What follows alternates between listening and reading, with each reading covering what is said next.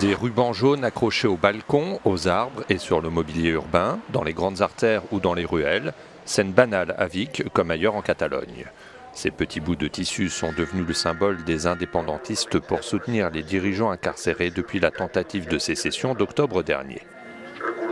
Libérer nos prisonniers politiques, le message, explicite, a même été affiché sur la façade de l'hôtel de ville. Ceux qui sont à la mairie, dit cette femme, sont là parce que nous avons voté pour eux. Ils font ce que nous voulions qu'ils fassent. Un seul des 21 conseillers municipaux de Vic s'est élevé contre cette initiative. Nous pensons que c'est une erreur, que c'est de la propagande, cela fait l'apologie d'une opinion politique et cela brise la neutralité qu'une institution devrait avoir.